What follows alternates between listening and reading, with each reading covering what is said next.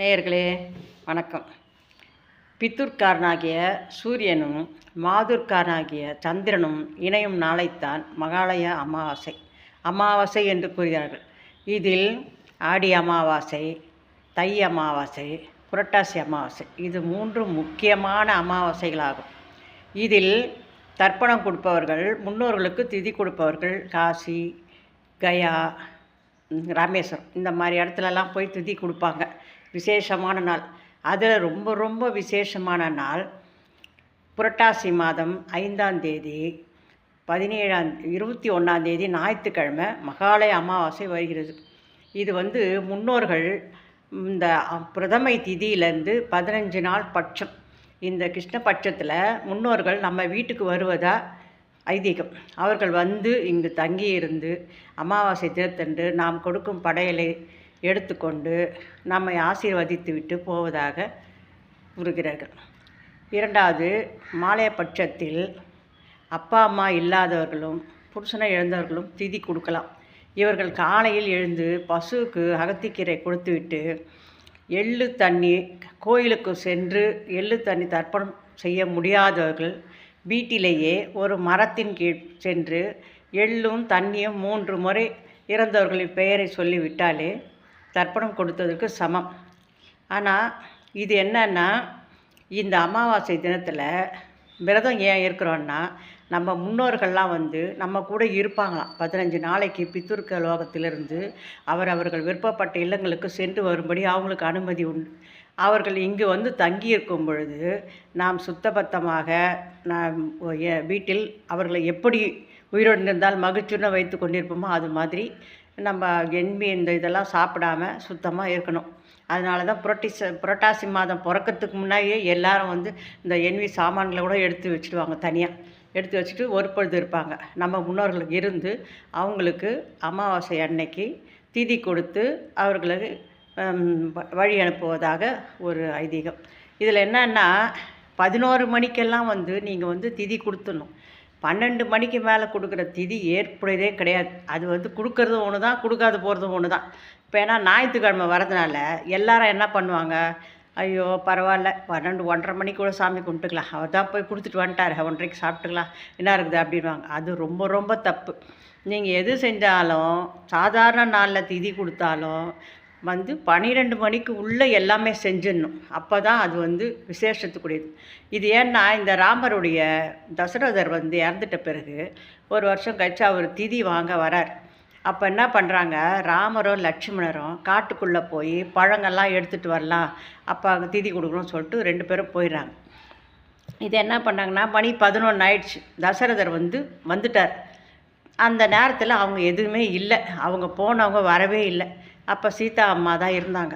அந்த அம்மாக்கிட்ட எனக்கு நீ கொடுக்கலாம், நீ பிண்டம் கொடுத்துரு, ஏன்னா மணி ஆயிடுச்சு, இவங்க கொடுத்தது எனக்கு அதுக்கப்புறம் எதுக்குமே பலன் கிடையாது, அதனால் 11 மணிக்குள்ளே எனக்கு வந்துடணும், அதனால் நீ கொடுத்துருமா, தப்பு இல்லை அப்படின்னு.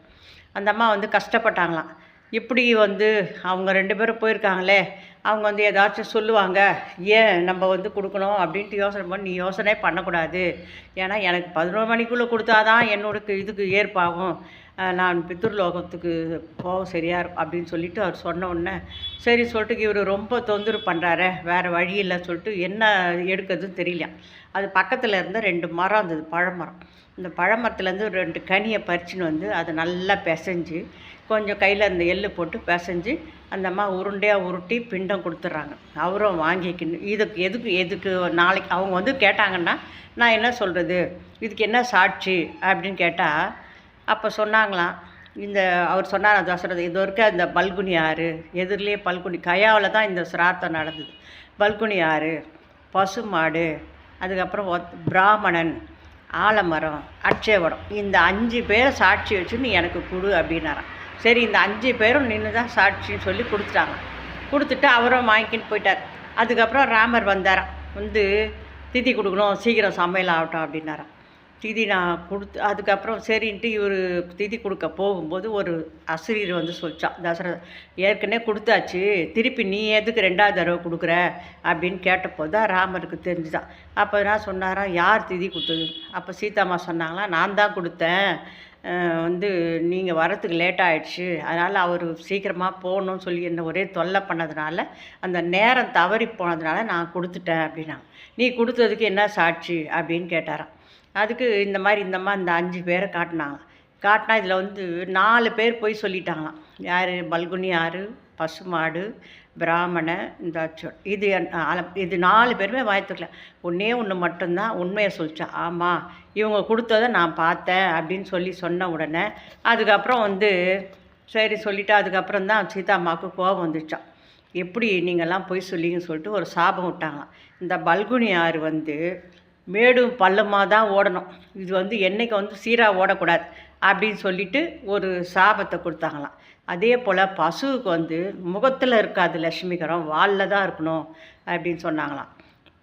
இந்த பிராமண சிரார்த்தம் எவ்வளோ தான் பணம் வாங்கிக்கின சிரார்த்தம் பண்ணாலும் இவன் என்றைக்குமே அந்த பணம் இவனுக்கு ஒட்டவே ஒட்டாது அப்படின்னு அவனுக்கு ஒரு அதே போல் ஆலமரத்துக்கு எல்லாத்துக்கும் இது பண்ணிட்டாங்க. அதனால் இந்த அட்சய வடம் வந்து உண்மையை சொன்னதுனால யார் சிரார்த்தம் கொடுத்தாலும் அந்த மரத்துக்கீழே தான் போடணும், அந்த அட்சய வடத்தான தான் போடணும் அப்படின்னு சொன்னதுனால இன்றைக்கும் கயாவில் போனால் கயாவில் வந்து நமக்கு முன்னோர்கள் இறந்து போன முன்னோர்கள்லாம் நம்ம வரமாட்டோமான்னு சொல்லி காத்து நிற்பாங்களாம்.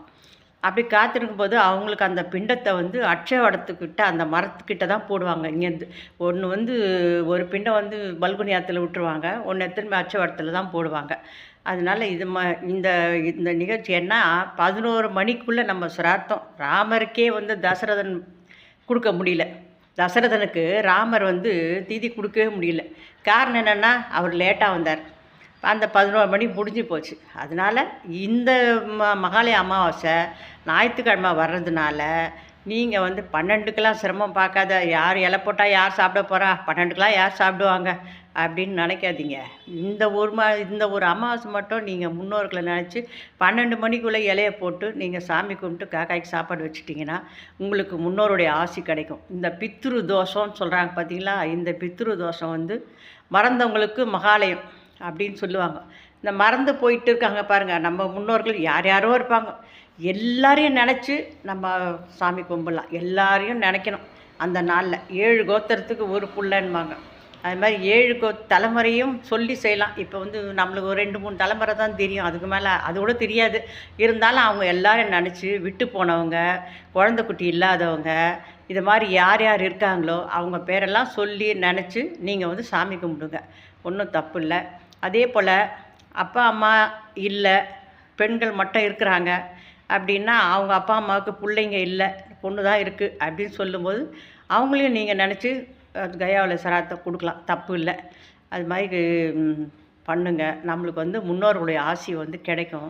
பித்ரு தோஷத்துலேருந்து விடுபடலாம். கல்யாணம் ஆகாமல் இருக்கிறது, குழந்தை இல்லாமல் இருக்கிறது, இந்த மாதிரி பல பிரச்சனைகள்லாம் இருக்கும்போது அதை வந்து பித்ரு தோஷம்தான் சொல்லுவாங்க. இதை வந்து சிரார்த்தம் வந்து சில பேர் வருஷம் வருஷம் நான் அப்பா கொடுக்குறேன், அம்மாவுக்கும் கொடுக்குறேன், நான் ஏன் மாலயத்தில் கொடுக்கணுன்னா அது தப்பு. நீங்கள் அது தனியாக கொடுக்குறது கொடுக்கலாம். அவங்களுக்கு மேலே விட்டு போனவங்களாம் இருக்காங்க இல்லையா, உங்கள் ஆயா தாத்தா, அப்புறம் வந்து அத்தை மாமா சொந்த பந்தம் எத்தனை இருக்குது, எல்லாரையும் நினச்சி ஒரு நாள் சாமி கும்பிடணும். அதில் என்ன தப்பு? அதுதான் முக்கியமான மாலை அமாவாசைன்னு சொல்கிறது. நீங்கள் இதை செஞ்சு முன்னோர்களுடைய ஆசியை வாங்கி நல்லபடியாக வாழணும். நன்றி, வணக்கம்.